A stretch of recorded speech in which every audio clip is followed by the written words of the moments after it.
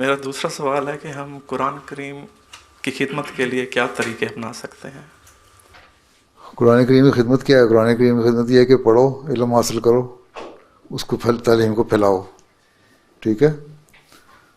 قرآن کریم میں بہت سارے احکام ہیں. آپ کو اس سوسائٹی، ماڈرن سوسائٹی میں ہی اچھے اخلاق کی باتیں ہیں، اس میں سے حکم نکال کے قرآن شریف کو دیں. امن کی باتیں ہیں، محبت کی باتیں ہیں، پیار کی باتیں ہیں، یتیم کی خدمت کرنے کی باتیں ہیں. یہ سوسائٹی میں لوگوں کو بتائیں تو لوگوں کو توجہ پیدا ہوگی، ہاں قرآن میں اتنے حکم دیے ہوئے ہیں، تو آپ کی بات سنیں گے.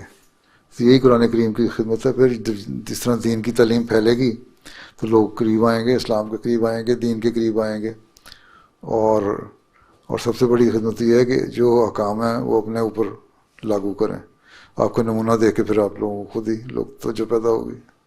ٹھیک ہے. اور کوشش یہ کریں کہ ہر جگہ ہم نے قرآن کی تعلیم کو پھیلانا ہے، اور ہر حالات کے مطابق پھیلانا ہے. یہ تو نہیں آپ کسی کہہ سکتے جو ایتھیسٹ ہے وہ کہتے ہیں کہ نماز پڑھو، وہ تو کہے گا میں نہیں پڑھتا، تم نے کیا کرنا تو اس کو پھر اس لیے بتاؤ. قرآن کہتا ہے اپنے ہمسائے کا خیال رکھو. قرآن کہتا ہے اپنے والدین کا خیال رکھو. قرآن کہتا ہے اپنے بچوں کی تربیت صحیح طرح کرو، ان کو قتل نہ کرو.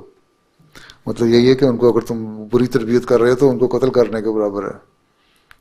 اپنے ماں باپ کی عزت احترام کرو، اپنے بھائیوں کا عزت احترام کرو، صبر اور حوصلہ دکھاؤ، سچائی پہ قائم رہو، انصاف قائم کرو.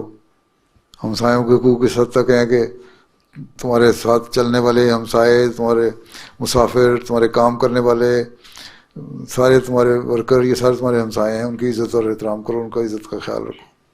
تو یہ تعلیم ہے قرآن کریم دیتا ہے. تو یہ جو باتیں کرو گے تو ان کو توجہ پیدا ہوئی ہیں قرآن کریم میں یہ کچھ لکھا ہوا ہے.